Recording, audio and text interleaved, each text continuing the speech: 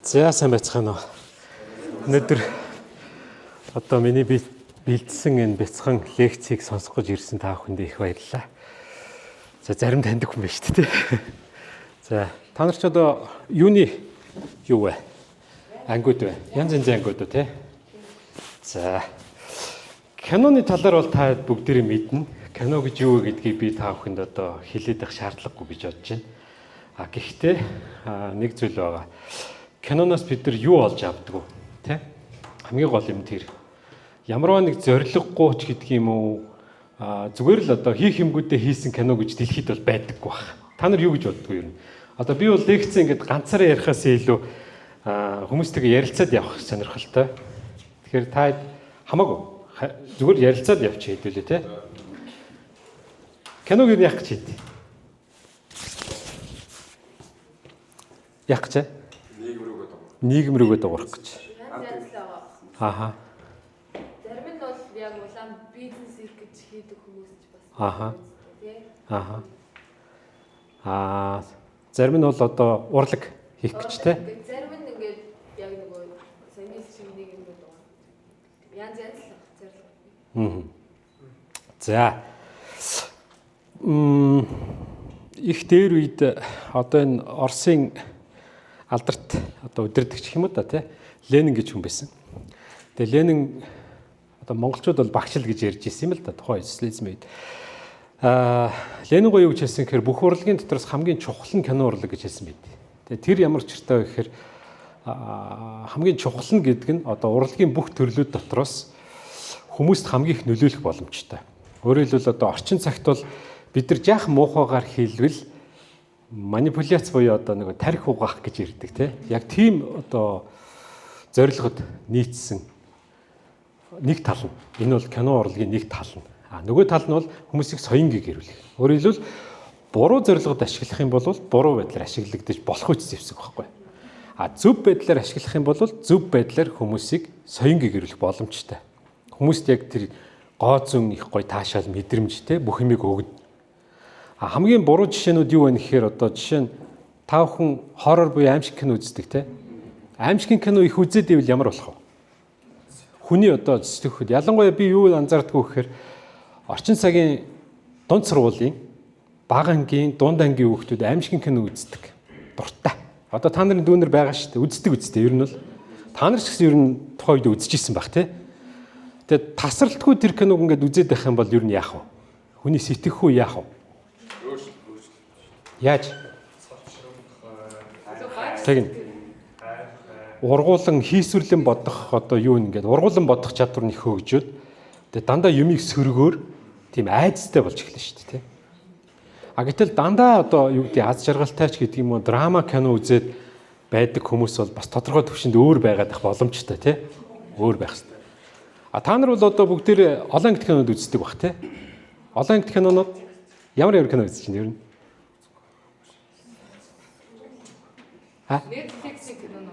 Netflix үзэж байгаа тий. За Netflix дээр ямар хуу одоо жанр кино байна? Роман Бричтон ч юм уу. За эсвэл Солонгоский драма. Сүүлийн үед л Кейла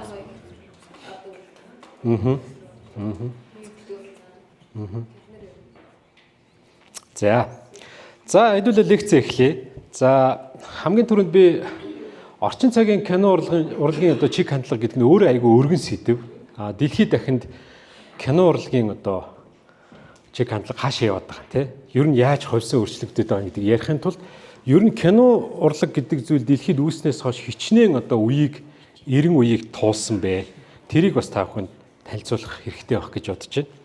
За тэгэхээр хамгийн түрүүнд 1895 онд одоо Францад кино урлаг үүссэн гэж ярьдаг. Ахтүл Люмерүүд үүсгэсэн гэж ярьдаг. Тэгээ 1895-аас 1910 оныг бол юу гэж үздэг вэ гэхээр анхдагчдын эрен үе гэж. Энэ юу гэсэн үг вэ? Тэгээ ерөөсөө кино урлагийн үндэс суурин тавигдчихсэн. Тэгэхээр нөгөө хийж байгаа уран бүтээлчд нь өөрөө кино гэж юу вэ, ямар байх ёстой вэ гэдгээ ойлгоод хийнгээ ойлгоно гэсэн үг. Одоо туршлага хуримтлуулна гэсэн үг. Та нар бол одоо жишээ нь оюутан дөнгөж одоо соёл урлагийн их сургуулийн хаалгаар орж ирэхдээ одоо жүжигчинч гэдэг юм уу, найруулагч гэдэг юм өөр мэргэжлүүд байгаа шүү дээ. Тэр мэргэжлүүдээр ингээд сурах гэж орж ирж байгаа. Эхний 1-р курст бол та хэд ингээд тэр мэргэжлээ танин мэдхийн тулд хичээж байгаа шүү дээ, тий. Юу вэ гэдгийг ойлгох хэрэгтэй болж байна. Ерөнхийдөө бол анхдагчдын ирүү яг тиймэрхүү байхгүй. Кино гэдэг нь юу юм? Өөрөөр хэлбэл энэ үед дуугүй кино байсан. Дандаа дүрсээр илэрхийлдэг. Тэгээ энэ дотор юу байсан гэхээр одоо роман тууж өгүүлгүүдээс сэдвлээ зохиолоо бичижсэн боловч нөгөө талаараа дүрслэл учраас яг дүрслэлийн хиллэгээр нь хөгжүүлж ирсэн. Одоо жишээ нь энэ харуулж байгаа Сарлуу аялсна гэж кино энэ 1902 оны маш их алдартай кино. Энэ ядгүй гэхээр 13 минутыг. Тэгээ тухайн үед нөгөө нэг техник технологийн одоо чадлыг ашиглаж тийм зурмал байдлаар тэгээд дүрсчүүлж хөдөлгөөнд оруулж үзүүлсэн кино байхгүй. Тэр утгаараа энэ кино дэлхийн кино урлагийн түүхэнд бичигдсэн хамгийн том одоо экспериментал туршилт гэж ярьдаг тийм туршилтын нэг. Тэгэхээр та бүхэн анхдагчдын ир үед хамгийн түрүүнд энэ киног их онцолж ярьдсан байна гэдгийг маш сайн мэдэх хэрэгтэй. За энэ нэг би та бүхэнд их сонирхолтой юм яриа. За энэний дараагийн үед хамаарах юм байна. За энэ үеийг мэднэ үстэй тий. Дуугүй киноны 90 үе. Дуугүйч гэж ярьдаг, чимээгүйч гэж ярьдаг. Гэхдээ их сонин. Чимээгүү гэдээ хэлэхээр их сонин болчиход байгаа. Чимээтэй кино гэж юу вэ гэж тийм ээ. Тэгэхээр англиар бол silent movie era гэдэг байгаа байхгүй. Дуугүй киноны 90 үе. Тэгээ энэ нөгөө нэг дүрсээр илэрхийлдэг илэрхийлэмж нь эхний үеэсээ бодвол арай илүү өөр төвшөнд гараа хөгжөөд тэгээд одоо дүрсээр бол өстой чөлөөтэй илэрхийлдэг болсон. Тэгээ хамгийн том жишээ бол Чарльз Чаплин байхгүй. Тэгээ Чарльз Чаплин бол одоо Америкийн кино урлагийн ер нь бол одоо өрн дахны гэж ярьдаг. Англи те Америкийн кино урлагийн одоо бараг л маш том төлөөллүүдийн цөөхөн одоо гарын 10 хорон багтах хүнээс нэг. Тэгээд сүүлд би үзчихсэн тэр чинь 1990-ад онд байна уу 80-ад онд байна уу хинт Чарльз Чаплинд Америкийн одоо кино академи буюу Оскар те хүндэт Оскарын шагналыг өгж ирсэн түүхтэй. Яагаад гэвэл энэ хүний кино урлагийг хөгжүүлэхэд оруулсан хувь нэмрийг үнэлж байгаа. Та бүхэн Чаплины кино бүгдээр үзсэн бах те. Үзээгүй юм байна уу? Байхгүй те. Үзээгүй гараа өргөхэд гараа өргөхгүй байгаа шүү дээ те. Чаплины кино та нарт ямар сэтгэл төрүүлдэг?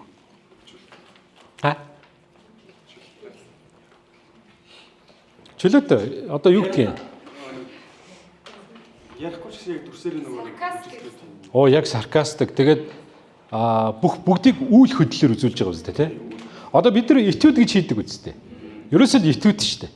Этюдэн дээр намайг сууж сурж байхад манай ангийн багш Гаан хоёрыг багш байсан. Манай тайзны ярины багш Чамаа өгч мэн тэнд сууж ин. Их гоё дурсамж байдаг. Тэгээд этюд дээр багш бол тэгдэг байсан. Этюд гэж юу вэ гэдээ анхны хичээл дээр орж байхад за яг яриагүйгээр үйл хөдлөлөөр одоо бүх үйл явдлыг илэрхийлнэ гэх юм да. Хамгийн энгийнээр тэгж хэлжсэн. Тэгээ ингээ бид нар юм хийнгүүд тэн дээр заавал ярьчих гээд байгаа байхгүй. Ярьчих гээд байдаг. Айгу хэцүү те. Ярихгүйгээр үзүүлнэ гэдэг чинь өөрөө айгу зовлонтой шүү дээ. Тэгээ нилээ хичээж байгаа тэгээд яг хийж л байсан л да. Тэгээд тухайн үе хийжсэн юм одоо бид нар ингээд видео бичлэг багш маань ингээд хийцсэн байдаг. Одоо приставкны кассет гэж юм зузаан кассетэн дээр зарим бичлэгүүд байдаг. Тэрийг дижитал болгоод заримдаа ингээд бид нар групп төр тавьд үзэхээр ингээд нүүр улаагаад бараг л ингээд шатна. Амар хэцүү. Тэгэхээр яг Чаплин бол ерөөсөө яг тэр бидний сайн мэдих тэр этюд гэдэг зүйлийг илүү боловсронгуй байдлаар тэгээ урт байдлаар бүрэн хэмжээний кино хийсэн, богино хэмжээний кинонд хийсэн. Тэгээ энэ үед дуу киноны 90 үе яагаад нөлөөсөн бэ гэхээр Америкт 1920-ад оны сүүл 30-ад оны их үед эдийн засгийн их том хямрал болсон. Тэгээ тэр эдийн засгийн хямралын үеэр юу болсон бэ гэхээр хүмүүс одоо нийтээрээ их тийм сэтгэл зүйн хүнд байдалд ордог гэх юм уу одоо стресст ордог. Зөвөрлөд хэлэх юм бол бид нар саяхан ковидын үеэр маш хэцүү байдлыг туулсан тийм ээ. Ковидын үед та нар хямарсан уу? Сэтгэл санааны хувьд хүнд байсан уу? За амьдрал бол шэт юм а гэж бодсон бах тий.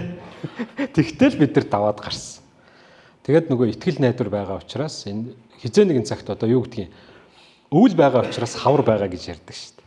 Тэгэхээр өвлийн дараа хавар болно гэдэг итгэл бидний бүгднгийнх нь одоо монгол хүний зүрхэнд байдаг учраас бид нар өвлийг тисч гардаг. Дараа нь хавартаа золгодог. Тэгээд зунтаа золгодог. Яг тэрнтэй адилхан. Тэгэхээр яг Америкууд тэр эдийн засгийн том хямралын үеэр маш их одоо нийгмийг хамарсан ажилгүйдэл, дээрэс нь депресс гэж ярьж байгаа тийм. хүнд байдлууд, гинт хэргийн гаралтууд их өсдөг юм байна л. Тэгээ тэр үед хүмүүсийг ямар нэг байдлаар одоо сэтгэл санааг тайвшруулах, хөгжөөх тийм хэрэгцээ үүссэн баг.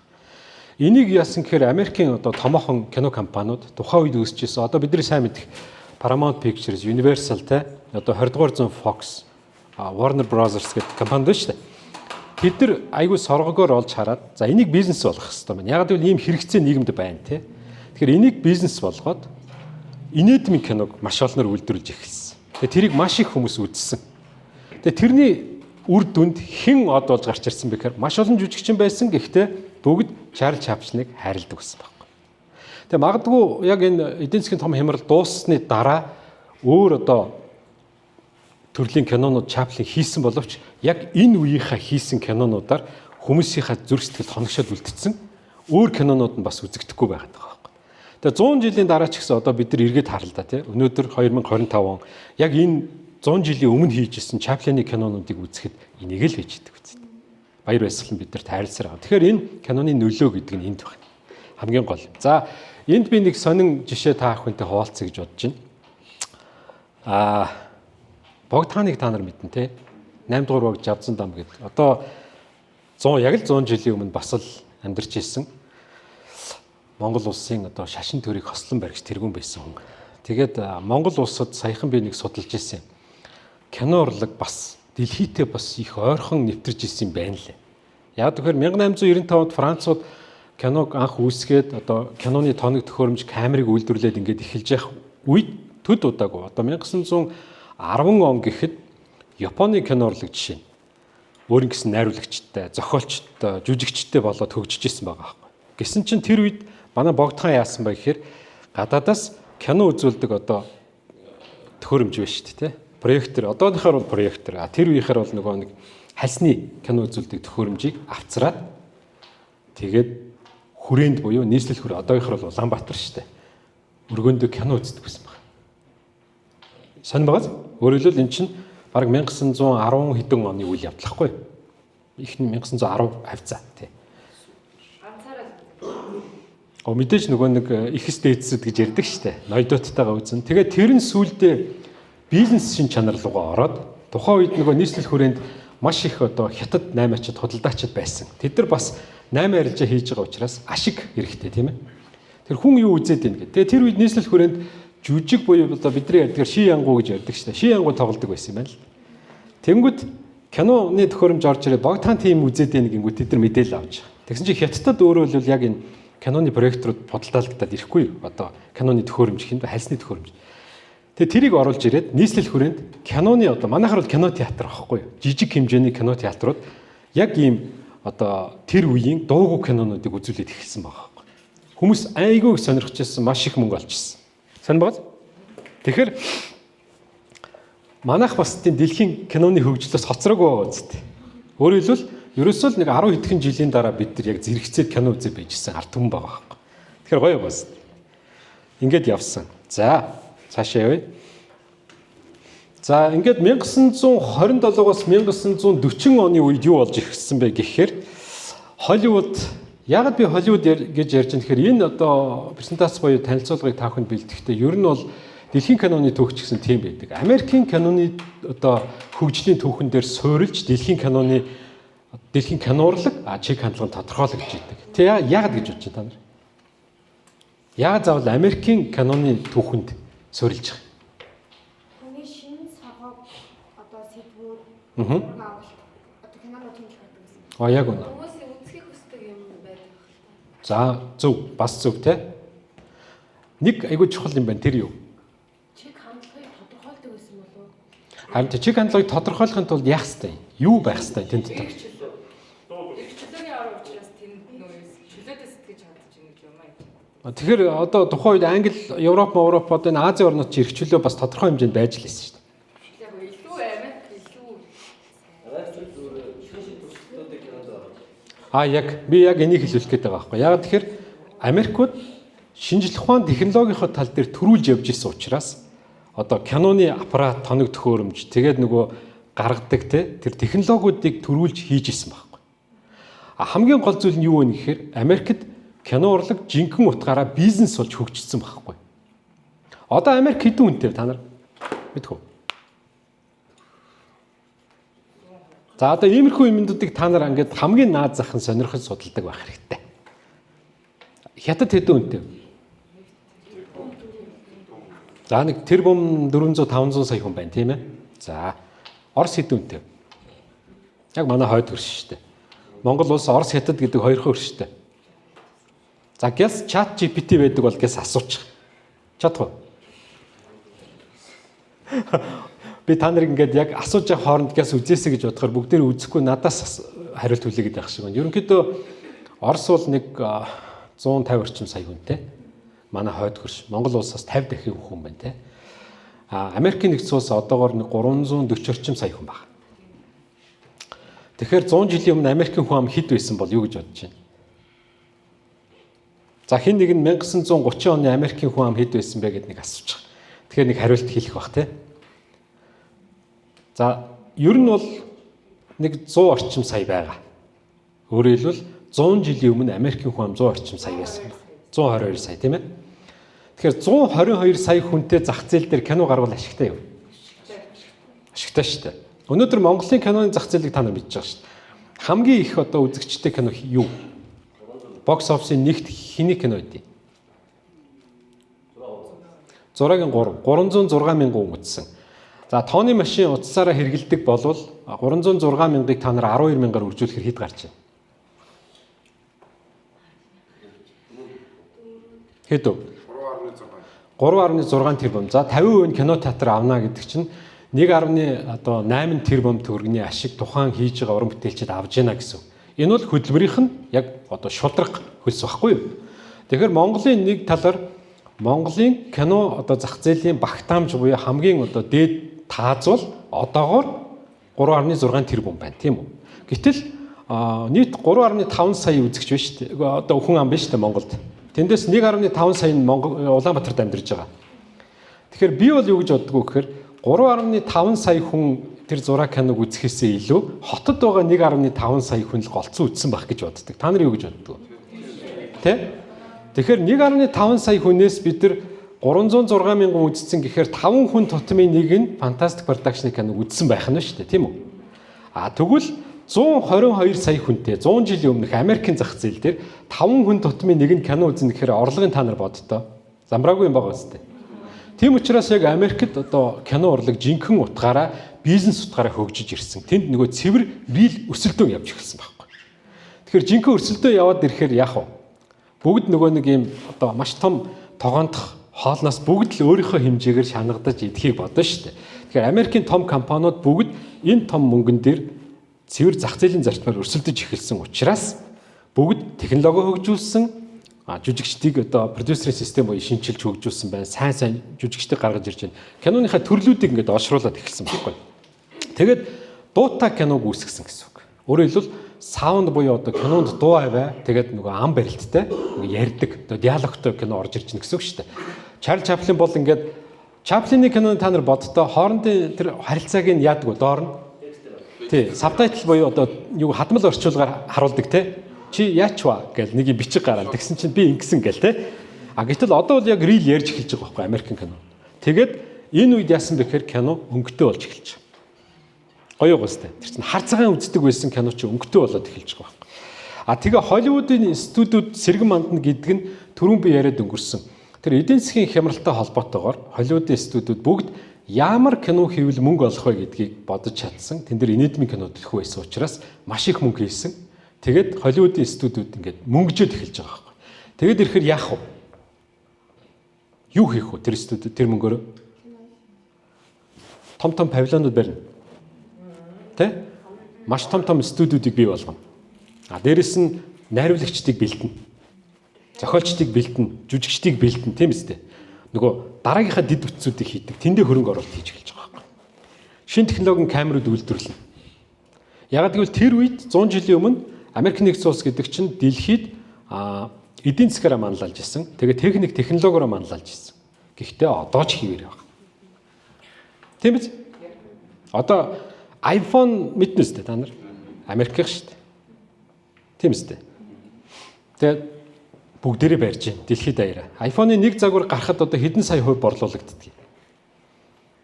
Энэ чинь зөвхөн Америкийн эдийн засгийн зөвхөн нэг хэсэг байхгүй. Тэгэхэд Америкт өөр юу вэ зардаг?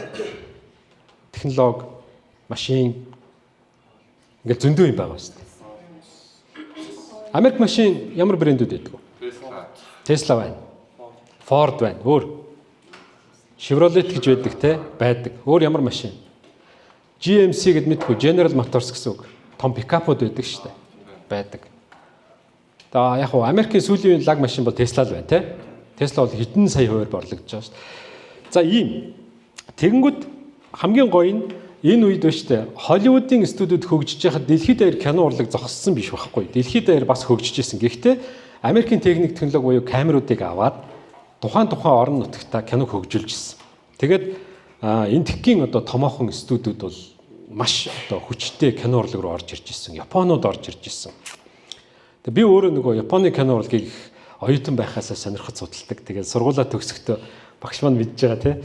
Японы нэрт найруулагч Акира Куросава гэж алдартай хүн байдаг. 1910 онд мэндэлж 1998 он гэдэг чинь 88 наслсан. Дэлхийн кино урлагийн бүхий л том шагналуудыг авсан. Канаас авсан, Берлинээс авсан, Венецээс авсан, Оскарыг авсан. Оскарыг авахдаа урилгаар очиж авсан. Гайхалтай байгаа зү. Одоо та нар Стивен Спилберг гэдэг найруулагчийг мэдэн шүү дээ. Цэрэг Райныг аварсан энэ төргээд их том кино, Шиндлерийн бүртгэл энэ төр кинод байдаг шүү дээ. За мандрын том одоо төслүүдийн нэг юу гэхээр Индиан Джонс байхгүй. Би өсвөр насндаа үзэж байсан. Олон цуврал байдаг шүү дээ. Тэнгүүд Стивен Спилберг, Жорж Лукас гэж хүн байна шүү дээ. Одоо Оддын дайныг хийсэн цувралуудыг тэр анх санаачсан байхгүй. Тэгээ одоо ямар вэ гэхээр Lucas Film гэдэг студ байдаг дэлхийд. Жорж Лукасын одоо тэр компьютер график хийдэг 5 том төв дэлхийд байгаа. Одоо нэг ингээд юуны CGI гэж ярьдаг шүү дээ бид нар. За жишээ нь Avengers дээр ажиллаж байна, Aquaman дээр ажиллаж байна, Gladiator дээр ажиллаж байна, тэ Avatar дээр ажиллаж байна. Дандаа энэ том графикийн студиуд байгаа. Англид байгаа, Сингапурт байгаа, Америкт байгаа ингээд 5 газар байгаа байхгүй. Тэгэхэд тентхийн нэг студид нь гэхэд дунджаар 1000 графикч ажиллаж байдаг. Зэрэг одоо киноны хөгжүүлэлтэн дээр ажиллаж байгаа байхгүй. Тэгжиж энэ өндөр ийм технологийн нөгөө графиктай лаглаг кинонууд чинь бий болж шүү дээ. Тэгмээд тэр Лукас, Стивен Спилберг хоёр хар залуугаасаа эхлээд, багаасаа эхлээд одоо Азаас Куросавагийн киног үзэж өссөн хүмүүс байхгүй.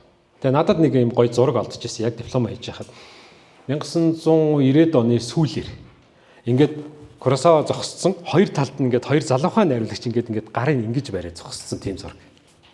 Тэгж хөндлөж байгаа байхгүй. Яг яасан гэхээр Оскарын шагналыг хүндэт Оскар авах гэж эрэхт нь авахсан зураг байхгүй.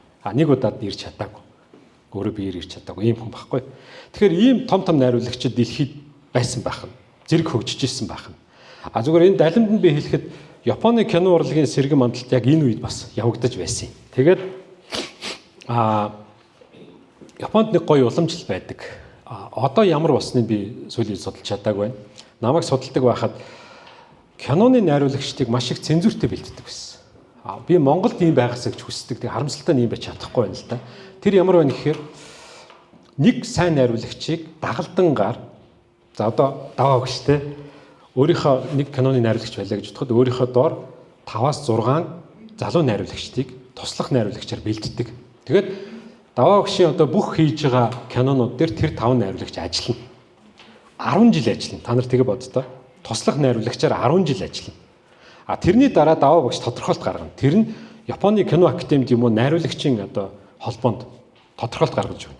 За нөхөр одоо баяраа 10 жил миний дор ажиллахдаа тийм кинонууд туслах найруулагчаар ажилласан маш сайн байсан учраас би дааж ерөнхий найруулагчаар ажиллах эрхийг олгоё гэж тодорхойлт гаргаж өгдөг. Тэгжиж тэр найруулагч нар би дааж кино найруулах эрхээ авдаг. Тэгжиж Японы продюсеруудын холбоо тэр хүнээр кино хийх мөнгөний өгдөг ч юм уу ийм эрх нээгддэг байна. Тэгээ энийг Японууд 30-40 онд хийжсэн гэж та нар итгэх үү? Ундаг байгааз? Лаг уу? Энэ юм зөв юутай байхгүй одоо бүтцтэй систем нэг зөв явж гин гэсэн. Хэрвээ юу гэдгийг Монголын кино урлаг жишээ нь яг энэ байдлаар хөгжиж ирсэн бол өнөөдөр Монголын кинонуудын чанар бол тасархаа байна. Тийм үстэй. Дуртай кино хийхгүй шүү дээ. Яг үнэхээр лаг нөхдүүд нь үлдээл кино хийнэ гэсэн. Тэр туслах найруулагчдаас муу байсан хүний тодорхойлт гаргаж өгөхгүй баяртай л болж байгаа. Ийм. За цаашаа явъя. За кино урлагийн алтан ирэн гэдэг нь одоо Холливуудад 1941-ээс 54 оны энэ үед эд ингээд мундаг болж хөгжиж ирсэн байх юм. Тэгээ энд яасан бэ гэхээр хамгийн гоё төлөөлөл нь Мэрилин Монро шүү дээ. Бүгдээрээ мэднэ. Хамгийн гоё хүүхэн те. Сая Ана де Армас нодлонгийн Оскар дээр Мэрилин Монрогийн тухай дүрээр те гарсан шүү дээ. Тэр чинь ямар нэртэй кино лээ? Тийм те. Юу нэг адилхан уу? Төстэй. Арай царайлаг санагдаж шүү дээ. Ана де Армас арай царайлаг те. Гэхдээ яг тухайн үед хоёулаа Монрогийн хажууд байгааг болохоор бас сайн мэдэхгүй. Монро ч илүү байсан байж магадгүй. Илүү секси санагдаж. Тийм үү? Тийм бах тий. Тэгээ Монро бол өөрөө гарч ирсэн дөрөв, нэг бол бүтээсэн дөрөв. Продюсеруудын бүтээсэн дөрөв. Юу гэж бодож байна та? Оноосны болбор шавстай. Тэгээд айгуу тийм 10 хон байгаад тэгээд продюсерууд яг Яг. Тэгсэн баг. Ер нь бол продюсерууд бол дүр бүтээж гаргаж ирдэг. Ялангуяа одоо том компаниуд бол шинэ дүр төрх, new face гэж бид нар яриад байдаг шүү дээ. За бидний хамгийн сайн мэдэх нь voice тэ авьяаслаг монголчууд юу гэдгийг манад гарч байгаа. Тэнгисийн ирэг дээрх юу ч гэнэ. Бүгдээр new face гаргаж ирж та нар харж байна уу? За чи нодлын юм үзсэн те. Дараа нь чи одоо энийг үзнэ. Тэрний дараа жил энийг үзнэ. Гаргаж ирээд байгаа байхгүй. New face гаргаж ирэх нь хэнд хэрэгтэй?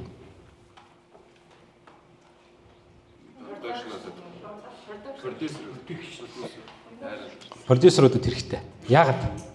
тэрийг одоо яг бүрэн бүтэн юм борлуулж байгаа учраас илүү одоо алдаа багтай тэрийг борлуулах Ашиг олгож штэ. 122 сая хүн дотроос ашиг олох гээд штэ. Мөнгө олох гээд байна тийм үү? Тэгэхээр тэр new face жишээ нь Америкт байхгүй гэж сурталчлах хэрэгтэй болно үсттэй. Тэгэхээр одоо тухайн үед байгаагүй шинэ дүр төрхийг гаргаж ирэхин тулд бүтээж байгаа байхгүй. Өөрөөр хэлбэл тэр new face гэдэг чинь тэр продюсерийн бүтээгдэхүүн байхгүй. Тэрийг бүтээж штэ. Одоо чамаг хэн гэдэг вэ? Нандир. За жишээ нь чиний байгаа Нандин эрднийг бол чамд байхгүй Нандин эрдэн болгож гаргаж ирж болж штэ тий. Тэгэл чамайг зарчна. Тэгээ чи магадгүй нэг 5 жил бол чи өстө өдөрт завсар цайг өдөр болгон кинон тоглоно, өдөр болгон тайзан дээр гарч тоглоно. Тэгэл 5 жилийн дараа одоо чи жишээ дараагийн фейс ахгүй гарч ирэл ингээл бүтээгдэхүүнээ зараад авчиж. Өнөөдөр Монголд хүүгээ хамтлагийг мэдэн штэ та нар. Хүн хамтлаг дэлхийд од болж штэ. Тэр ямар зарчмаар од болж байгаа нэхэр Америкийн менежментийн одоо том продюсерийн компани тэрийг бүх менежментийг хийгээд Америкт од болгоод дэлхийд од болгоод явж байна. Тэгэхэд хүү нэг удаагийн тур тоглолтоор та нар 30 тоглолт хийдэг мэдхүү. 40-с 50 хоногийн дотор штэ. Тэгэхээр яаж вэ? 2 хоногт нэг тоглолт хийж штэ. Тэгэхээр айгүй өндөр юу байхгүй, ачаалал байхгүй. Холливуудын жүжигчид бас тэгдэг. Жишээ нь кинонд тоглоод киноноос кинонд. Тэгээд дунд нь жоохон зав гарахаараа Бродвей театрт жүжиг тоглолдог. Одоо Холливуудын том жүжигчид. Тухайлбал Дензел Вашингтоныг би мэдчихээн. Тэ? Хин Леонардо Ди Каприо хаяа тоглодог. Одоо орчин үеийн жүжигчид бол бүгдээрээ бас тэгж тоглож байгаа. Одоо Тимоти Шаламетыг мэдэн шүү дээ. Дюнд тоглодог. Дюнд тоглолт тэр чинь бас театрыг сайн жүжигч шүү дээ мэдхүү даа. монолог нь айгуу Лаг те. Одоо Зиндая ба шүү дээ. Зиндая бас тоглож байгаа. Тий, Том Холланд бол тий Шекспирийн лаг жүжигүүд тоглож байгаа шүү дээ. кинонд ингэ явж байгаа тэгээ нөгөө жаахан зэврээд ирэнгүүтээ театрт авчиж уран чадвараа дахиж сэргээд Үгүй. Зөв ер нь бол сонирхол нь нэг Театр, кино хоёрын жүжиглэлт юугаар ялгаатай? Нэг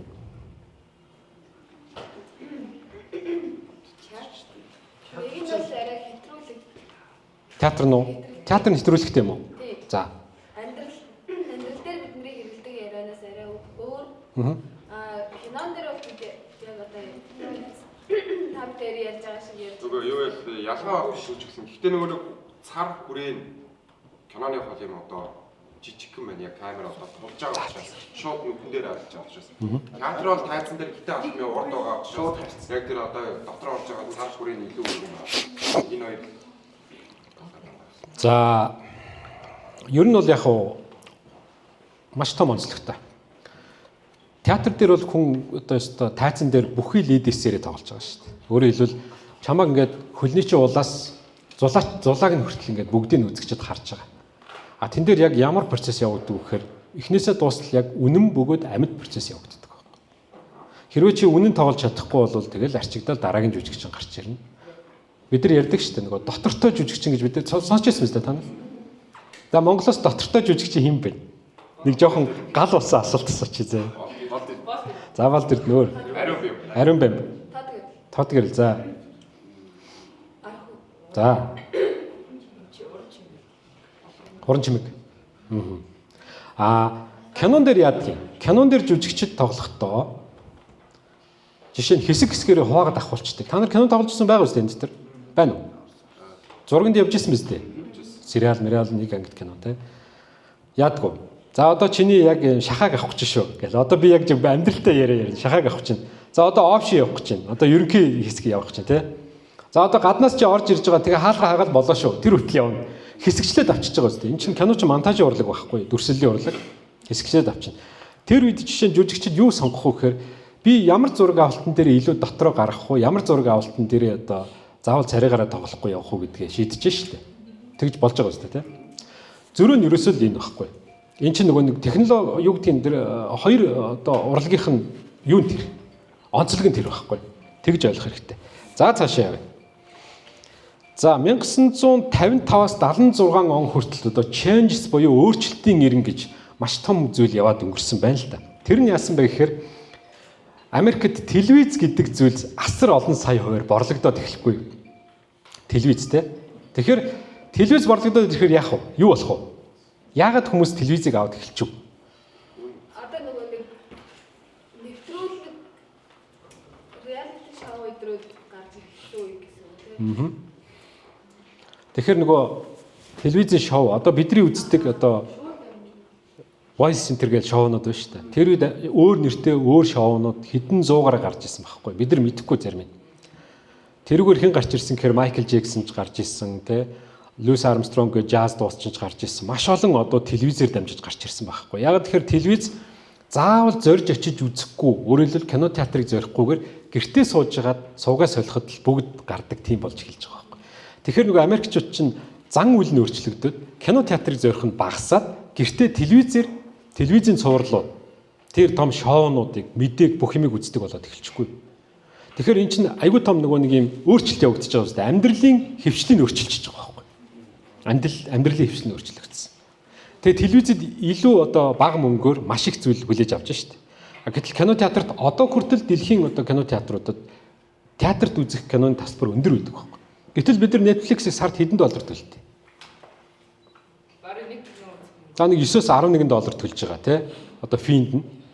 Гэтэл та нар өнөөдөр кино театрт хэдийг төлж байна одоо Монголд? 12-оос 10. За нэг 12 мянга хавцаа тий. Төлчихэж штэ. 12-оос 15. Хэдэн доллар юм? Нэг 4-5 доллар хавцаа байна штэ. Тэгэхээр Netflix нь хямдхан байгаа штэ. Телевиз үе үед л юм байсан байхгүй. Тэгээд кино театр үе үед үнэтэй байсан. Тэгэхээр хүмүүс чинь сонголтоо хийсэн. Тэгээ амьдралын хэвшин өөрчлөгдөд ирэхээр телевизийн сериал гэж ярьдаг шүү дээ бид нар. Телевизийн олон ангит кино гэдэг юм яг энэ үед үүсэж эхэлжээ.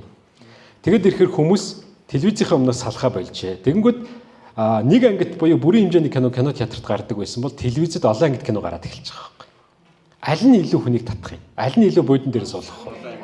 Олон ангит кино. Та нар үздэг үстэй. Тасралтгүй үзэж байгаа шүү дээ гар утсан дээр бол солиортлоо үзэж байгаа. Би бол яг мэдчихэв. За тэгэд Америкууд яг энэ changes буюу өөрчлөлтийн эрен үед Америкийн одоо энэ том кино компаниуд юу хийж эхэлсэн бэ гэхээр за Америк кино бол нэг хэв загварт орцсон телевиз рүү үзэгчтэй алдаж эхэлж байна. Тэгэхээр бид нар үзэгчдийг жоохон апдейт хийж татах юм байна гэдэг үднээс одоо өөр орны кинонуудыг кино театруудад гаргаж эхэлсэн байна. Европоос, Азаас, Индикээс гэдэг ингээд туршилт хийж штэ. Тэгэд ирэхээр яаж яах гэсэн үг вэ? Эргээд кино театрыг үзэгчтэй болгох гэж штэ. Энэ процесс яг Монголд явсан штэ. Та нар мэдэх үү? Ковидын өмнө кино театрууд ямар байсан? Ковидын дараа ямар болсон мэдэж байна уу? Өөрөөр хэлбэл ковидын нэг 2 жил бид нар юу руу орцсон бэ гэхээр одоо онлайн платформод үздэг болцсон байхгүй.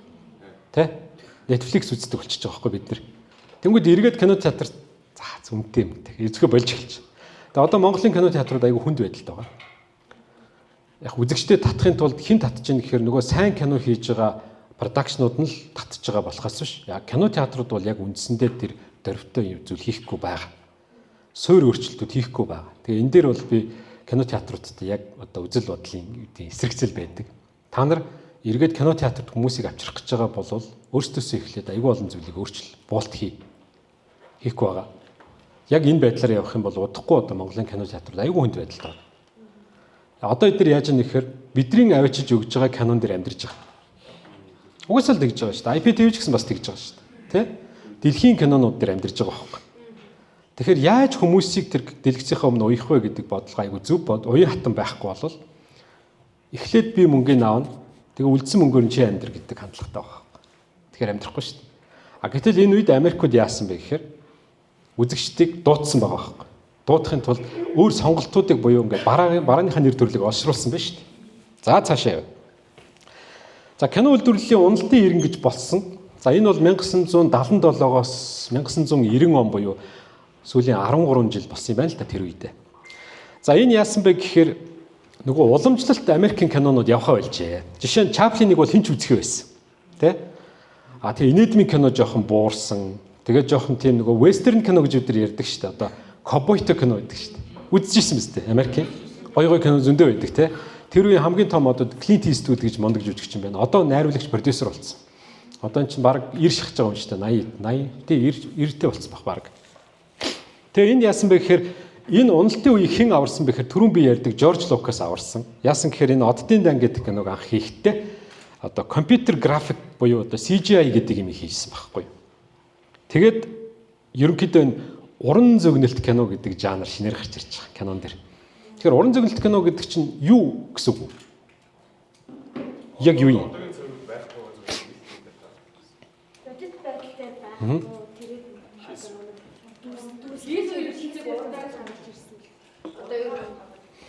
Бодитор зураг авах боломжгүй кинонуудыг. Одоогийн одоо Avengers-уудыг л хийж явахгүй да тэр үед тийм үстэй. Avengers-ыг бол бодитор ихэд амар хэцүү шүү дээ. Та нар мэднэ үстэй. Нэг нөхөр ингээл бамбагаа шидснээ буцаж ирж авч маавал нөгөө лантан мантаггүй яагаал те. Тэр чинь амар зовлонтой байхгүй. Тэр чинь одоо яах юм?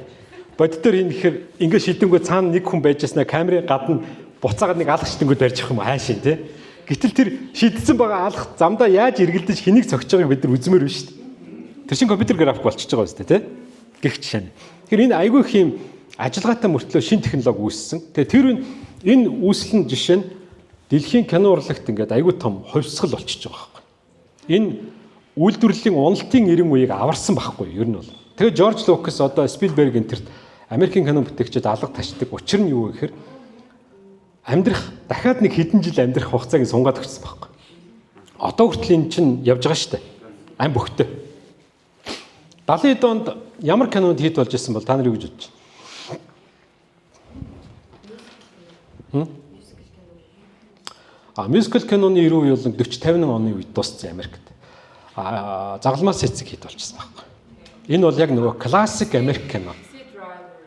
Тий. Тэгээ хажуугаар нөгөө вестерн буюу ковбойтой кинонууд жаахан хит болж исэн. Тэгтээ нөгөө олигтой үзэж чадахгүйсэн чинь одны дайны энэ анги гараад ирсэн чинь амар үзсэн баггүй. Тэгэл ерөөсөө за энэ юм байна.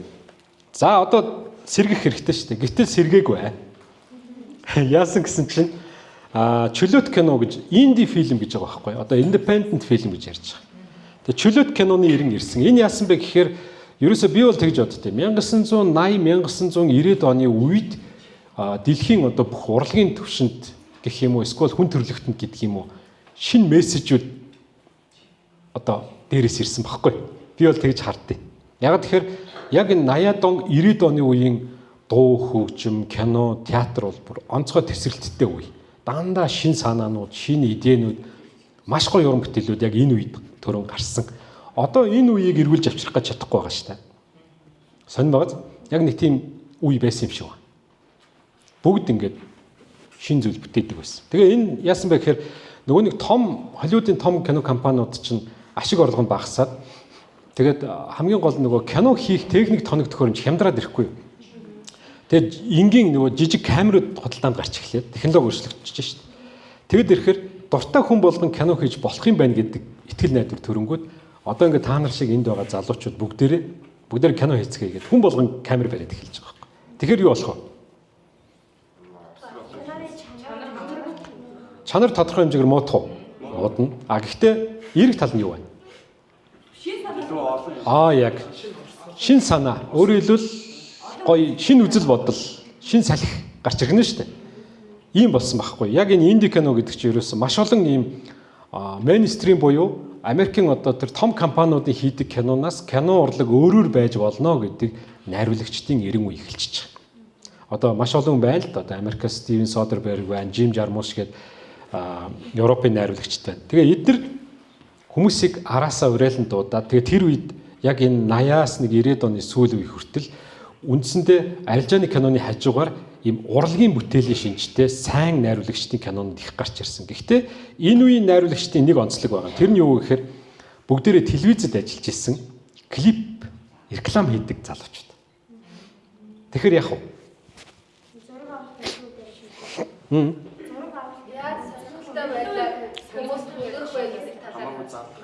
Та нар реклам тоглож ирсэн үү? Октод одоо тоглож эхлээрэй заяа. Би айгүй лаг юм дөрөөл жишээ заяа. Реклам би өөрөө нөгөө сургуулаа төгсчөөд нэг хэдэн жил нараас реклам хийдэг байсан байхгүй. Реклам яадаг вэ гэхээр яг цаг үеийн илэрхийлэл гэдэг байхгүй. Айгүй өнгөлөг байх хэвээр, залуулаг байх хэвээр, шинэлэг байх хэвээр. Компанийн маркетингийн менежерүүд хүртэл яг тим юм шаардна. Амар гоё гялц цал хувцс өмсүүлмээр байна. Найруулагчаа гэлээ. Тэгэл ямар үг гээл тэгэхээр Америкт одоо ийм өмсөж байна. Хятадууд ийм өмсөж байна. Одоо яг иймэрхүү хувцалмаар байна. Өнгө төрх нь ийм баймаар байна гэл яг гадны ийм гоё гоё рекламууд үзүүлдэг байхгүй. Тэгэхээр яг тийм гламур гэж ярьдаг байхгүй. Гялц цал, гоё өнгөлөг. Тэгэхээр энэ үеийн найруулагчдын кино бүгдээрээ тийм. Тэгээ бүгдээрээ амар гоё ритмтэй, айгүй залуулаг кинонд гарч байгаа байхгүй. Нэг эерэг тал нь. Тэгээ гоё шин үзэл санааг харуулж ийн гэсэн. Өөрөөр хэлбэл залуучууд яаж амьдрах уу, цаашаа юуны төлөө явах вэ гэдэг юм харуулж шít. Одоо тийм кино Монгол байна уу? Ийм инди кинонууд байна уу? Байгаа шүү. Одоо нөө Бага болгосон мөн үү? үгүй. Бага болгосон чи аав шүү. Яг нөө 2000-ад он гараад одоо нөө ийм нэгэн дурлал. Тий.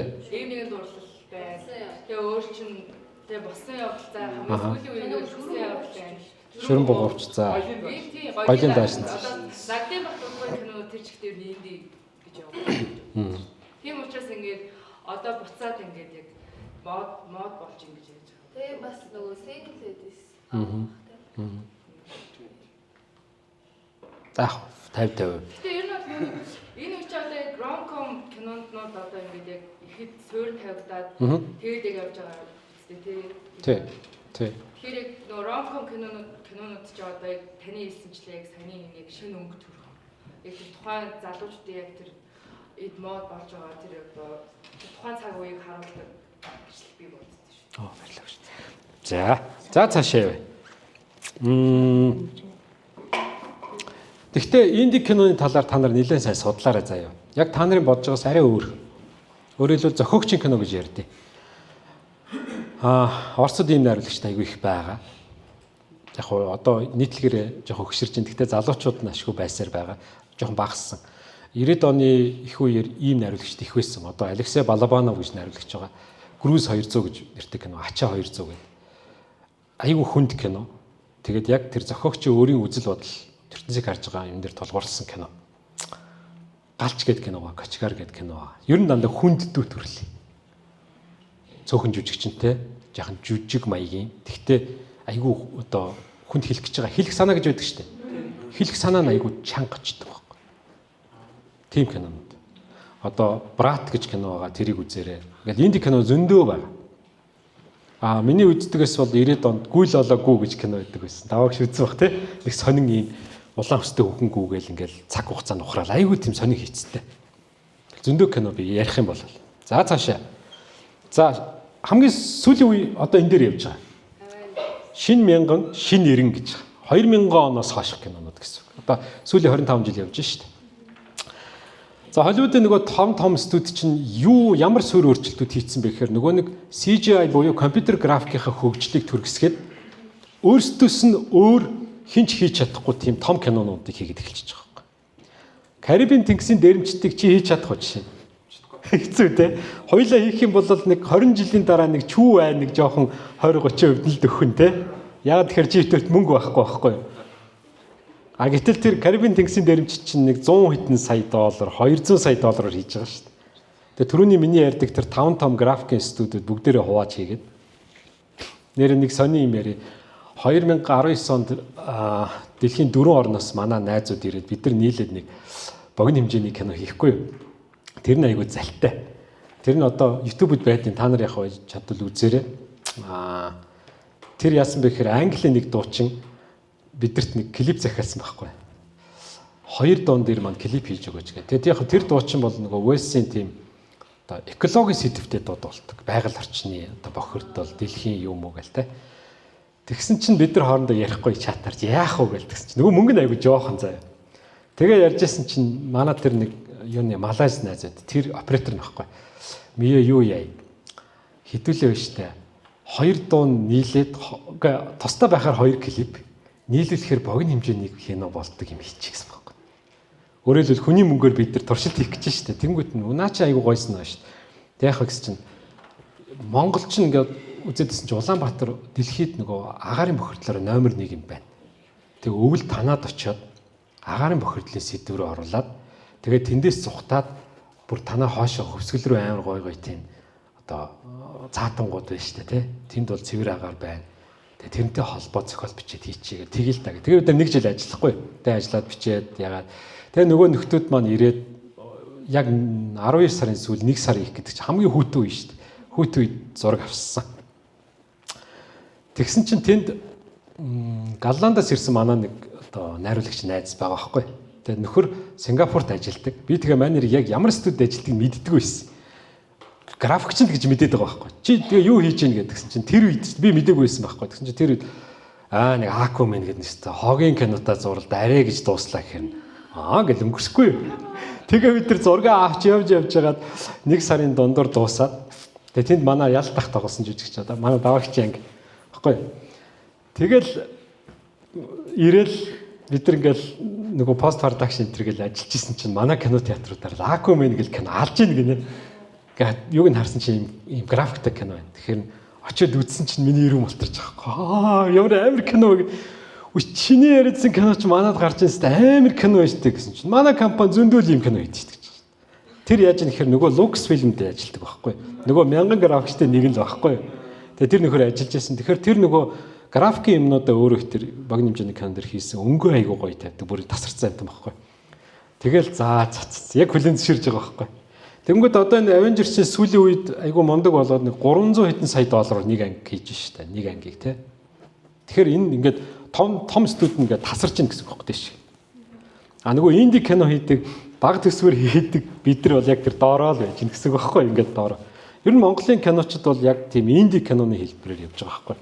Одооноос яг нэг продюсерийн компани одоо юу гэдэг Orange Entertainment гинөө, Хүлэгүүч гинөө, Tog Pictures гинөө тий ингээд олон үсэж штэ. Намад янтер гэдэг. Тэгээ тэд нар бол одооноос л эхэлж байгаа. Гэхдээ манай зах зээлийн таазан жижигхэн байхгүй. Тэн дотор л бид нар 10 дотор л эргэлдэнэ.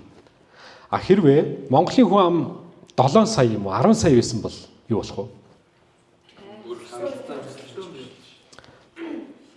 Кино хийж байгаа бид нар маш их мөнгөтэй бол. Цалин сайтай тий болно. Жүжигчид бүгднийхэн цалин дэвшлэнэ. А гэтэл Хятадд та нар од болж байгаа жүжигчид ямар амьдэрдэг гэж бодож байна? Амар штэ. Амар 2 жилийн өмнө би Бээжингийн нэг студид очсон. Тэгээд киноны студи. Тэгээ ярьжсэн чинь тэгж Хятадд ингэдэм юм байна л да. Яг манайх тэр төстэй юм байна л. Одоо олон ангид кино штэ. Олон ангид кинон дээр 3-аас 4 од байх хэрэгтэй гэж шаардлага тийм байхгүй. Яг тэгэхээр Хятадууд ч нөгөө одуудыгаа дагаж үздэг. Яг Монголтой адилхан байхгүй. Бид нар ч гэсэн тэгдэг штэ. Өөстө тэр кинон тэр тоглосон байна. Энэ дээр тэр тоглосон байна. Тэгэл нөгөө Instagram од, юуны од гэж бүгднгийнх нь одууд байх хэрэгтэй шүү дээ. Тэрийг дагаж үздэг. Тэнгүүд Хятадд жишээ нь нэг дундаж од байна шүү дээ. Одоо залуу. Яг за та нар шиг гэж арай биш нэг 20-30 насны хоорондох инфлюенсертэй нэг од дунджаар 20-30 сая дагагчтай байдаг гэж. Ойлгож байна. Тэгэхээр 4 стар тоглолцохоор хэдэн сая дагагч очих нь мэдээлэл. Нэг 100-аас 120 сая. Тим хүрэн дээр зах зээлээ харж хийж байгаа байхгүй. Ойлгож байна уу? Тэгэхээр тэд нар лаг хийх нь аргагүй шүү дээ. Тэгээ тэд нар ч гэсэн муу зохиолоор муу кино тоглохыг хүсэхгүй. Дандаа сайн сонголтууд хийдэг. Тэгээ хятадд энэ олон ангид киноны зах зээл, нэг ангид киноны зах зээл бүр ингээд тасраад явцсан. Тэгээд энэний айгүй тод жишээ нь та нар тэр Нежа гэдэг хүүхэлдэйн кино хятад рекорд тогтоолоо гэд мэдээ явж харсан аа. Нэгдүгээр ингээд үзсэн баг. Нежа гэдэг нь одоо манайхаар бол бурхан байхгүй. Гэхдээ хүүхэд бурхан. Ийм жижиг. Жижиг хэсгүүд наа. Тий. Тэнгүүд Нежагийн 2 дугаар анги сая 25 оны 1 сард хятадд гараад одоо 2 сарын байдлаар 2 тэрбум доллар ашиг болсон байна. Ойлгож байна уу? Яаж ийн гэсэн үг вэ? Хятад улс өөрөө киноны хувьд тасарсан гэсэн үг. Тасарж ийн гэсэн үг. Америкийн зах зээлийг ардаа орхичихж байгаа юм. Одоо Америкууд кино хийгээд хятадд гаргаж ашиг олъё гэж өөрсдөө ирдэг болцсон. Дэлхийн ертөнц өөрчлөгдөж байгаа юм. Нөгөө шинэ нэрэнд өөр юм болж бүх юм өөрчлөгдөж байна гэсэн үг. Тэгэхээр хятадууд киноныхаа паврыг авцсан. Мундаг байгаа. За төгсгөлд нь би нэг хэдхэн сонирхолтой юм та нарт ярьж өгье. Америкууд одоо юу үзэж байна гэхээр ийм үзэж байна. Харж байна уу? Inside Out 600 хэдэн сая доллар болсон байна. 2024 онд. Squid Game бол одоо түүхэн рекордыг тогтоосон гэж байна шүү дээ. Хэдэн сая хүн үзсэн бол? Одоо л яг үзэж л байгаа ах те. Гэтэ үглээ 2-7 хоногийн дотор 20 хэдэн сая хүн үзсэн байна гэж шүү. Netflix-ээр. Тэгэхээр энэ бол өстой аюулгүй том амжилт байхгүй. Та нар нэг киноыг 20 сая хүнд үзүүлж чадвал тэгэл тасар шүү дээ. Гэтэл Монголд 300 мянган хүнд үзүүлэх гэж та мачиж байгаа үстэй тэд нар ч хэцүү шүү дээ. Чи аюулгүй том юм байхгүй. За Оросууд ийм үзэж байна. Үзсэн үү та нар? Чебурашка гэдэг нь одоо Оросын уламжлалт хүүхэлдэйн дүр. Маш том баатар байхгүй. За одоо монголоор юу юм бэ те? За боролдоо байж болох юм юу вэ? Унгалтай. За мазаалаа байж болох юм. Монголд ерөөсө баатараа бид нар тодорхойлж чадахгүй байгааг анзаарч байна та нар. За яг хуу ами тами гэж ярьдаг. Өөр чи юу яадаг лээ? Комикуд байдаг шүү дээ. Динза зөндөлөө цондоолоо мөнх тунх. Тэгвэл яг хүлэн зөвшөөрөгдсөн том баатараа хөгжүүлж чадахгүй байгаас бид нар хамгийн лаг баатараа хөгжүүлж чадахгүй шүү дээ. Оросд 2 баатар байгаа. Хүүхэлдэйн том. Үгүй геном төр гүцэхгүй. Одоо Оросууд юугаар хийж байгаа нэхээр Буратиног хийж байгаа. Пиноккио авахгүй тэр чинь. Пиноккиог л Оросууд нутагшуулсан шүү дээ. Оросууд Том Жериг нутагшуулаад Нү Богади гэж кино хүүхэлдэйн кино хийсэн. Тэр чинь нутагшуулсан байхгүй дандаа. Тэгтээ дандаа өөр амьтнаар гаргаад ирсэн байгаа шүү дээ. За. Тэгээ энэ Чебурашка байна шүү дээ. 24 билүү 25 сая хүн үзсэн байна. Тэгээ Оросын зах зээл шүү дээ. Тэгэхээр чин 150 сая хүнээс 20 хэдэн үзэн гэхээр чи хэдэн хүний нэг нь үзсэн байна. Нэг 7 үе тий. За энэ Слов Пацаныг үзсэн үү та нар? Амар тийм хүнд кино байгааз. Энэ манай студид дооруулж гаргасан. Тэгээд энэ ер нь бол жоохон буруу үлгэр дуурайл л. Бригад гэж одоо бидрийг яг оюутан байх үед Оросд одоо Сергей Безруков гэж жүжигчтэй кино гарсан. Тэгээ бригад гэдэг нь одоо Оросын 90-ад оны тийм мафийн түүх юм уу да. Тэгээ тэр кино гарсны дараа сөрөг одоо үзэгдлүүд маш их гарсан. Тэр нь юу гэхээр Оросын гудамжнуудад тийм маф маягийн бүлэг болж байгаа хүүхдүүд ихссэн, залуучууд ихссэн, гин тэргийн гаралт өссөн юм байна л да. Тэр киноны нөгөө муу нөлөө гэдэг чинь тэр байхгүй юу? Манипуляц хийчихэж байгаа байхгүй. Тэгээд Безруков сүүлдээ нэг өгсөн ярилцлаганд би уншиж ирсэн чинь би дахиж хизээч ийм кино тоглохгүй гэж. Би ийм кино тоглосон. Баг энэ бригад тоглосондоо би бүр ингээд гутчихин гэсэн байхгүй. Яаж юм тэгэхээр тэр айгүй муу үлгэр дуурайл үзүүлчих чинь гэсэн байхгүй. Хүмүүсийг өрөөлөнд дотцсон байна шүү дээ. Одоо ерөөсөө Безруков тийм кино тоглодоггүй та нар хараарай. Ерөөсөө тоглохгүй. Энэ кино тэгээ сая 2000 хэд онд гарлаа? 23 онд гарсан баха тий. 23 онд Оросд хит болоод 24 онд яг адилхан үзэгдэл гарсан байна шүү дээ Оросд. Дахиад гудамжны бүлэглэлүүд ихсэж байна. Тэгээ ийм хүүхдүүд багаараа ингээд атман болохын төлөө өрсөлдөө эхэлж байна. Тэгээ Оросд гэмт хэргийн гаралт өссөн гэж. Гэсэн ч энэ киноны найруулагч нар 2 дугаар цувралаа хийж байгаа. Амар бааз. Тэгэхээр муу үлгэр дуурайлыг бид нарт үзүүлж байгаа. Тэгээ нөгөө талд нь Чебурашка чинь айгүй гоё эерэг үлгэр дуурайл нь. Тэгэхээр ингээд Оросын залуучууд болон дунд насных нь юу үзэж байгааг та нар харж байгаа. Ийм үзэж байна. За. Хятадууд одоо ийм үзэж байгаа. Өөрөөр хэлбэл нөгөө түрүү ярьдаг 2 тэрбум доллар ордог хүүхэлдээ чи энэ багхгүй нээжа гэдэг нь. Амар уустай тий. Манад ийм бурхтууд байдаг штэ. Одоо Янжин лам бурхан гэдэг урлагийн бурхан байна. Улаан жамсран гэж байна. Майдэр гэж байна тий. Зөндөө бурхан байгаа үстэй. Цагаан дарих, ногоон дарих бүгд байгаа штэ тий. Бид нар энэ бурхтуудынхаа түүхээр ийм хүүхэлтэй хийвэл айгүй гоё хийх хэрэгтэй байхгүй. Даанч нөгөө бид нар тийм боломж мөнгө одоо бодлого байхгүй шүү дээ. Хэцүү. Энэ олон ангит кино та нар үзег байх. Би англи нэрийг одоо яг зөв хэлж чадахгүй. Энэ 40 хэдэн сая хүн үзсэн гинэ Хятадд.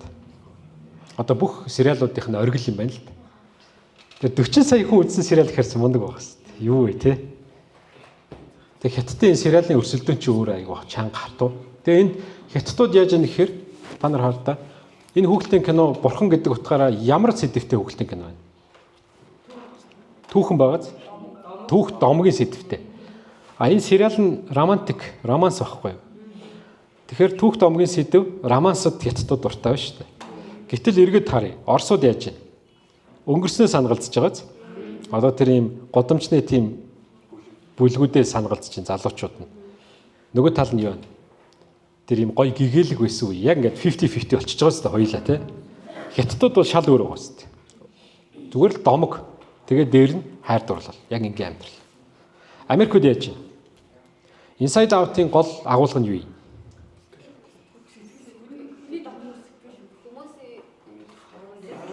Өөрийгөө олох. Тийм үстэй. Тэр хувь хүн талдаа төвлөрж штэ. Нөгөө сериал нь юу байлаа? Squid Game. Squid Game юу? Амьд үлдэх. Survive кино. Одоо амьд үлдэх кино тий. Тэгэхээр ингээд орон орны одоо чиг хандлагуудыг та нар ойлгож байна уу? Их үзээд байна гэдэг чинь энэ хүмүүсийн тухайн үндэснийх нь юу баг? Чиг хандлага нь харагдаж байгаа баг. За нэг иймэрхүү кино л үзээд байгаа маань. Энэ хүмүүс нэг иймэрхүү л байна. Ингээ харагдана гэсэн. За монголчууд юу үзэж байна гэхээр энийг үзэж байна. Хамгийн их үзсэн кино 6-гийн 3 дугаар анги. Тэгээ сая амьдрах сайхан гэдэг кино гарлаа шүү дээ, тий. Хятад зохиолыг ингээд хөрвүүлээд хийсэн. Бид нар өөрсдөө хийж болох уу? Зохиолын бичиж болох уу? Болохоор байгаа хэвээр. Их хэрэгтэй. Тэгэхээр Монголын одоо залуучуудын гэдэг юм хүн амын сэтгэл зүй ямар байна гэсэн үг?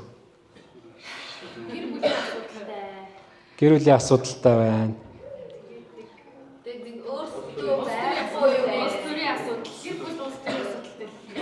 Баатар болохын төлөө тэмцэл байна шүү дээ, тий?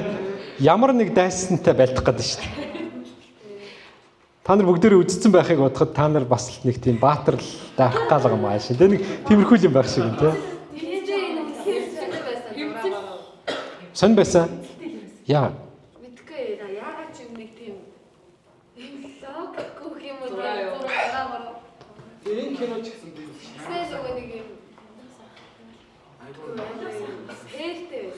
Хэцүү байсан тий. Ахан дүүсийг үзсэн та нар сериал? Ахан дүүс ямар вэ? Хятад сериал шүү дээ. Бас жаахан өөрчилсөн. Арай амьдрал ойрхон тий. Арай амьдрал. Тэгээд захирлууд байх хуралдаа тэгээд мөнгө алдаад тусаад юм. Тэгээд хичнээн эцэг эхнээс бид нар тэгэж хатуу хандахгүй тэр ээжийнхээ оршуулга дээр тэр нэг байж байгаа охины хандлага үнэхээр хэцүү байсан ч гэсэн бид нар яаж ч гэсэн наад тэгж дөрүс ээж гэж хандах байхгүй юу. Тэгэхээр энэ амьдрах сайхан бол арай биднээс хол байгаа юм. Гэхдээ одоо ба штэ энэ амьдрах сайхны оронд ямар сериал орж ирэх вэ гэхээр мөрчгээ сериал гарч байгаа штэ. Тэр орж ирнэ. Тэгэхээр яаж яах вэ гэхээр монголчууд угаасаа нэг тийм мөрөөдөлтийн хүмүүс байгаа байхгүй. Жохон залах уу. Яг үнэн шүү. Тэ? Тэгээд жохон хуваа хичээсэн яг уу 100 жилийн өмнө бол гайгүй байсан бах гэж би найддаг. А тэгтээ ер нь үгүй юм шиг байна лээ. Яг ингээд түүхэл судлаад байгаа. Үгүй юм шиг байна лээ. Яг тэр энэ бидний амьдралын их хөвшилтэй холбоотой байхгүй юу? Бид нар чинь нүүдэлчин шүү дээ. Тэгээ яаж амьдрдаг вэ? Нүүдэлчин яаж амьдртай? Хэдэн байдیں۔ Гэрт ер нь? За нэг 5-аас 6. За өсрөөл 10 тий. Хөр шалтгаан нийлвэл за нэг 20 хүн. 2 гэр байна шүү дээ. Дараагийн саахалтай хэдэн километрийн зайтай вэ? Тэр тэнд дэждэг тий. За өөрөөр хэлбэл ингээд хувиа бодож доош харлуулж амьдрдаг байсан юм аягүй шүү дээ. Тийм биз дээ. За хэдүүлээ аруулаа нэг гоё амьдрал шүү. За тэр хин болд молд яах вэ? Тэг үхэл үхэн л үз. Гих маягтай. Тэгээ тэр амьдралын хэв маяг чинь цуснд байна шүү дээ бид нэрээ. Тэнгүүд одоо Улаанбаатар хотод бөөнөрөө амьдраад ирэхээр зөрчилдөд байгаа байхгүй. Адгийн наазах нь би зүгээр л зам дээр явхад л мэдэрдэг байхгүй. Илэрдэг. Ингээд зэрэгцээ зогсохоор жоохон урагшил зогсож байна. Хажуугийн инээс аврахын нэг шууд энэ завсаар аврахын нэг шууд урагшилж юм уу? Тий оруулахгүй. Дохиогоо өнгөт өгөх тусам оруулахгүй. Зүгээр хийж байгаа. Ингээ ороод орчих. Тэгээ орцондоо хогоо хийнэ. Тийм биз дээ. Миний гэрэл цэвэр байвал. Тий. Яг тийм тий. Орц яах вэ? Орцол орц. Миний гэр тий. Өөрөөр хэлбэл их тийм хувиа хичээсэн хүмүүс болчих байгаа байхгүй бид нар. Уул нь гэтэл хотын амьдрал гэдэг чинь өөр байх хэрэгтэй шүү дээ. Нөгөө нийт нэг нийтийн төлөө нийт нэгэн төлөө гэдэг шиг хамтдаа амьдрдаг соёл байхгүй хотын амьдрал чинь. Хамтдаа бүгдийг ярилцаж зохицуулж амьдрдаг. Би хөдөө бол нэг тийм хувиа бодож амьдрдаг байсан гэж бодохгүй байна. Харин тий. Саахал дайлууд ч гэсэндээ ингээд нэг эзгүй байхад нэгнийхээ малыг хараад өгдөг тийм байсан. Яг уу нүүдэлчтэй амьдралын нэг дутагдaltaй тал нь саяных шиг болж төлөвчөд их ойрхон. Нөгөө тал нь бол миний бодлоор байгалийн хатуу ширүү үзэгдэлтэй бид нар өдөр болгон нүүр тулж байгаа учраас хинч хизээч явчих магадгүй. Өнгөрчих магадгүй. Тийм учраас нэг нэгнээ хайрладаг. Баггүй. Одоо амьдралыг хайрлаж байна, байгалыг хайрлаж байна. Тийм үстэй. Тэгэхээр ингээд ихлүү сайн ойлгодог. Ялангуяа дээр үеийн өгүүлэлэг, тууж, романуудад тийм зүйл айгүй их байдаг.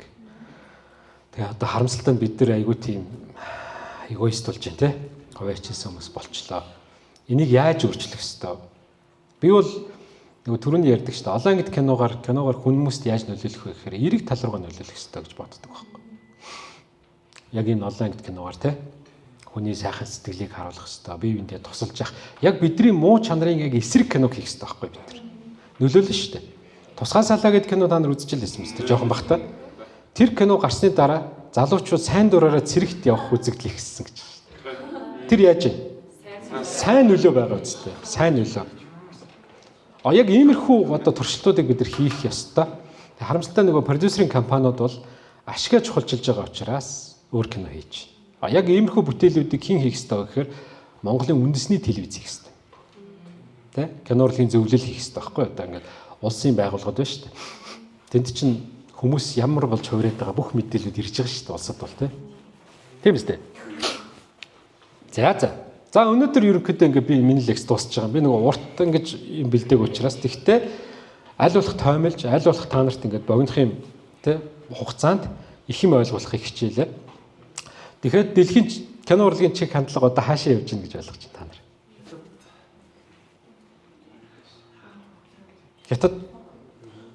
Хятад ч арай биш ээ. Өөрөөр хэлбэл дэлхийн кино урлагийн чиг хандлага юу руу явж гин гэхээр илүү график хэрэгэлсэн CGI ихтэй кинонуудаар явж байна. Хоёрдугаарт илүү энгийн тал руугаа явж байгаа. Одоо минималист гэж ярьдаг шүү дээ бид нар. Минимал амьдрал руугаа явж байна. Тэ? Монголчууд ч гэсэн уулын тим кинонд хиймээр байгаа. Жишээ нь баг болгосон минималист кино мөн үү? Мөн биз дээ. Өөр залуучуудын хийсэн кино юу вэ? Яг нэг тиймэрхүү кино театруудаар гарсан уу? IPTV-д бий юу? За тий.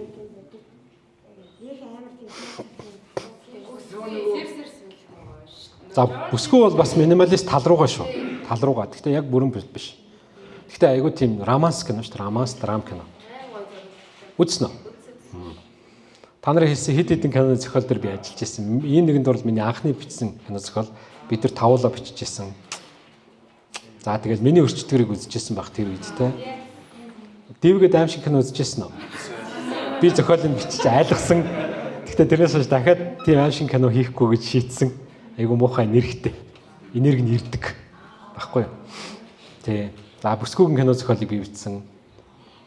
Single Ladies-ийн 3 ангийн зохиолыг би бичсэн. 1-р ангийн би найруулсан гэдэг ингээд 30-аад кино байна надаа. Иймэрхүү юмуд их бий. За тэгэхээр ерөнхийдөө та нар эндээс юу ойлгох вэ гэхээр кино урлаг дэлхийд ер нь ямар замыг туулж яаж хөгжиж ирсэн байна те? Ямар их золон бэрхшээлийг туулж гарч ирж байна. Ингээд задлаад ярих юм бол энэ техникийн кинон дээр ч ийм хөлбрүүд гарч ирнэ. Японд дээр ч гарч ирнэ, Солонгос дээр ч гарч ирнэ. Бүр Солонгос дээр амар их ярих юм байгаа. Амар их ярих юм байгаа. Тэ? Тэгэхээр ингээд ерөөсөө юунаас хамааралтай байна кино урлаг? Технологиос хамааралтай байгаа. Та нар анзарч байна. Технологийн хөгжлөөс хамаарч кино урлагийн өнгө төрх нь өөрчлөгдөж байгаа зү. Чиг хандлага нь өөрчлөгдөж байгаа. Одоо энэ CGI ашигласан график киноны дараа юу орж ирэх бол та нар юу гэж бодож байна? Ямар чиг хандлага руу ирэх вэ бид? Өмнөх рүүгээ очих юм болоо яг нөгөө нэг өмнө классик талруугаа үзхийг хүсэж эхлэх баг. Тэгэхээр нөгөө юм төсөөлөлтэй ийм донд байж байгаа зөвгнөх юм уу? Одоо ингэ бодит амьдрал руу илүү. Одоо бол би эргээд минимал буюу энгийн кино хүн үзэх байх гэж бодож байгаа. Тэгээд энгийн зүйлийг хийгээд хүнд кино бүтээж хүмүүстээ CGI шаардлагагүй болно. Эсрэгээр нь шүү дээ айгүй сонир. Энгийн кино хийх, энгийн жүжиг хийх айгүй хэцүү байдаг шүү дээ. Мэдгүй та нар. Айгүй хэцүү. Одоо та нар ингээд жүжиг мүжиг тоглож байгаа тийм. Нэг бүлэг жүжиг энэ төр ачилж байгаа шүү дээ. Тэгээ энгийн амьдралын юм уйдгартай юм шиг зохиолууд айгүй хэцүү ш тоглоход. Айгүй зовлонтой. Тэр энгийн юм гэдэг чинь өөр хэцүү байдаг байхгүй. Ийм сүржийн юмнуудыг бол ихэд айгүй амарх. Бүр айгүй амарх шүү. Ялангуяа аимшиг кино их бүр амар амарх. Байдгүй учраас яаж ч фантазилж болж шээ. Тий. Одоо жишээ нь энгийн кинон дээр хүн нас орж яхад бид нар энийгэд хийчих юм бол ямар юм болох вэ? Үзэж байгаа юм. Ч юм уу юу вэ гэж эхлэн үздэй. Ингэдэггүй шүү дээ амьдрал дээр гэж эхэлнэ шүү дээ. Яг л тийм байхгүй. Энгийн зүйлийг бид нар бүгдээрээ мэдчихэдэг учраас айгүй хэцүү байхгүй. Тэгэхээр одоо яг минимал кино руугаа ирнэ. Угаасаа эхэлсэн байгаа.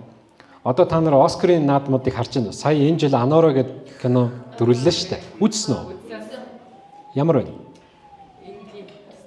Бүр айгүй сан. Би бүр гайхаад за болоо шүү дээ. Ийм кино Оскар аваад тахтаа яад гэж бодсон шүү дээ. Тэгээд манай Таван Баярыг мэднэ шүү дээ та нар. Тавка кино зохиолчдаг. Тавка дээр саяхан нэг подкастт орсон чинь Тавкагийн яг тэр өдрийн өмнө бичсэн постыг би харж хөтлөө нийлээ л дээ. Яасан гэсэн чинь хүмүүс Анорог 5 сая доллараар өстой Америкт ингээд Холливуудын хэмжээнд Оскар авах кино бүтээж ин. Гэтэл монголчууд яав гэд надаас ам асууж ин гинэ. Өөрийнх нь пост байхгүй. Гэсэн чинь уучлаарай 5 сая доллар гэдэг чинь 17 тэрбум төгрөг юм аа. Монголчууд 17 тэрбум төгрөгөөр кино хийхэд 17 жил хэрэгтэй шүү гэж байгаа юм. Үнэн биз дээ. Одоо бид нар тэрбум төгрөгөөр ч кино хийхэд айгүй хэцүү шүү дээ. Тэгэхээр ингээд ийм сонирн байгаа сте тий. Гэтэл тэнд 300 сая доллараар чинь Avengers хийж яхад 5 сая доллараар Анороо хийгээд Оскар авч ийн гэдэг нь бол зөв байхгүй. Америкийнхаа зах зээлд бол зөв 330 сая хүнтэй зах зээл гоё байгаа байхгүй. А гэхдээ сэдв нь өөрчлөгдсөн байна шүү дээ. Хийц нь өөрчлөгдсөн байна. Минимал болцсон байгаа байхгүй. Зүгээр л нэг ийм дэгдээ амар хэлбэр аргаар амьдрахыг мөрөөдөж байгаа охины тухай кино юм уу гэж би ойлгосон зөв. Тууштай явж шít. Лагч юм шиг те. Лагч юм шиг. Гэтэл нөгөө талаараа аваад үзэхээр Монголд яг тийм амьдрал байгаа шít. Зөндөө байгаа. Тэр ихтэй гаргаж ирдэггүй болохоос ш тэнд яг гаргаад ирсэн. Одоо тэр нөгөө нэг стрипер гэдэг байгаа тий октоодын тэр нөгөө гэсэн бичлэгнүүд байгаа байхгүй. Бүгдээр яг нөгөө нэг стрип хийхдээ юу яадаг хуталтайгаа тэрийг ингэж хооронд нь ингэж зохиод ингээд алга тасч байгаагаа тэрийгээр үзүүлж байгаа үзэж байгаа октод яг тэр чигээрээ дандаа стрипер хийдэг октод маш ихээр үзэж байгааг өөрсдийнх нь амьдрал байдаг амьдрал нь кинонд буугаад ирж байгаа учраас тэр нь бас ингээд хүмүүсийн хардаггүй нэг үнцгийг гаргаж ирээд тэнд чимээгүй байдаг хүмүүсийг гаргаж ирсэн учраас тэр нь бас их хүмүүс төрсөн байх гэж бодоод байгаа. Магадгүй те. Тэр найруулагч нь өөрөө болохоор яг тэр нөгөө нийгмийн яг юм одоо хүнд бүрдэггүй сэдвүүдийг барьж авч хийдгээрээ онцлогтой найруулагч гэж те. Одоо сая жишээлбэл Анараа бол одоо стрипер охины те одоо үзгэлжин орчин цаг үеийн үзгэлжингийн бүх тэгэнгүүт нөгөө талдаа болохоор бас нэг аригчин хүний тухай бас нэг тэр хүн кино 2 жилийн өмнө бас хийжсэн. Тэр нь бас Оскартаас ингээд нэр дэвшээд амжилт ингээд олж исэн. Яг тэгэхээр ингээд надад болохоор энэ хүмүүсийг ингээд харахаар юунд хамгийн их одоо өөр чадвараа зориулж чадна одоо аль хийх болцоод энэ өөр бусад хүмүүсийг дагах биш. Яг өөрөө онцлогийг олоод тэгээд яг тэрнгүүрээ дамжуулж уран бүтээлээ гаргах нь амжилт одоо олон хүмүүс юм байна гэж харагдав. Тэр харцангуй бас залуу найруулагч байсан шүү дээ. Парасайтыг үзсэн үү та нар? Салгасан. Минимал кино мөн үү? Мөн шүү дээ. Тухайн нэг цаг үеийн тэр нийгэм байдлыг Хідэн объект вэ? Цөөхөн байгаа шүү дээ тэнд. Гэр Тэгэл гэр подвол тэгэд нөгөө хэдийн амьдэрдэг нэг амир гэр тэгэл баг шахав шүү дээ. Тэгээд нэг хаусных нь нэг юм яард маягийн юм байгаа шүү дээ. Дэлжлэл. Ер нь жүжиг маягийн юм уу гэж би ойлгосон зохиол нь. Тэгээ жүжиг жоохон өөрчлөлт хийсэн юм шиг. Тийм кино шүү дээ. Тэгсэн мөртлөө Канны наадмын шагнал авцсан, Оскарын шагнал авцсан. Тэгэхээр яг тэр тенденц рүү явж байгаа байхгүй одоо чиг хандлага руу явж гин гэсэн үг. Тэгэхээр бид нар ч гэсэн одоо ингээд энгийн айгүй хэцүү зүйлс рүү орхосоор аргагүй бол. Яг одоо манайх харин өөр явж шүү дээ. Одоо жоохон график хэрэглээд акшн, лаг сүржин кинонд хийж шүү дээ. Ер нь бол. А гэхдээ яаж ч байсан тэр энгийн юм чинь хизээд үнэлэгцээр байх л. Одоо яг тэрлэг орж ирнэ. Өөр арга байхгүй шүү дээ. А энэ нь бидэрт айгүй ойрхон болчихж байгаа. Яаж юм тэгэхээр нөгөө баг төсвөр бид нар хийдэг шүү дээ ер нь. Тэгэхээр бидэрт айгүй таатай хөрсөөр болж байна гэсэн үг. За баярлалаа. Өнөөдөр хүрэлцэн ирсэнд их баярлалаа та бүхэнд.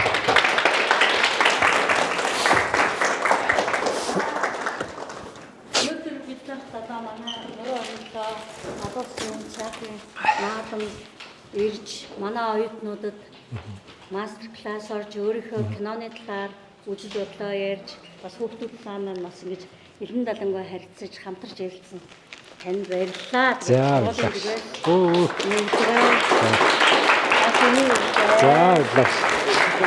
За сайн байна уу? Дахин ирж ярилцж байгаарай. Бид өнөөдөр нөө цаг бага болохоор бас нэг л цагийн хугацаатай болохоор ингээд бид нар бас яасан. Хүүхдүүд уг нь бас кино сонирхдаг хүүхдүүд их байгаа учраас угаасаа энэ театрын сургууль учраас